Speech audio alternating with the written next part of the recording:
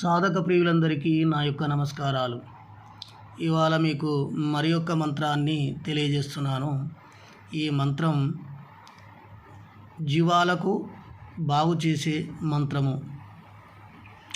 అది గొర్రెలు కానీ, మేకలు కానీ, ఆవులు కానీ, బర్రెలు కానీ, జీవాలు ఏవైనా కానీ వాటికి పగవాడు చేసిన లేదా ఎటువంటిది ఏవైనా ఇతరులు చేసిన పంపులు ఏదైనా కానీ తిప్పికొట్టే మంత్రం.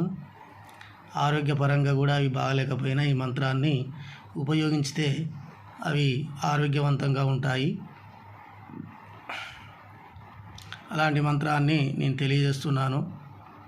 ఈ మంత్రాన్ని ఉపదేశం తీసుకొని మీకు మీ జీవాలకు బాగు చేసుకోవచ్చు, లేదా ఎదుటి వాళ్లకు జీవాలకు కూడా బాగా చేసి వాటికి రక్షణ మీరు చేయవచ్చు.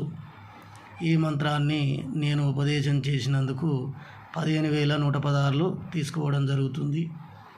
కావున ఈ మంత్రాన్ని విధి విధానాలు అనేటివి మా ద్వారా మంత్రాన్ని స్వీకరించిన వారికి మాత్రమే మేము తెలియజేయడం జరుగుతుంది.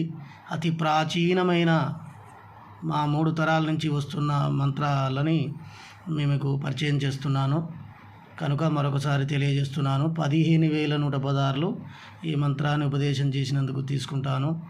ఈ మంత్రాన్ని మీరు ఉపయోగం చేసుకొని ఆ యంత్రాన్ని ఆ జీవాల కాడ కట్టి ఈ మంత్రాన్ని ఉపయోగించి ఎదుటివారి జీవాలకు బాగు చేయవచ్చు, లేదా మీకున్న వాటికి ఏమైనా ఇబ్బంది అనిపిస్తే మీరు చేసుకోవచ్చు.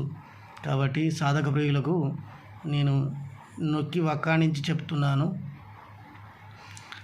ఈ మంత్రాన్ని వచ్చేసి చెప్తున్నాను.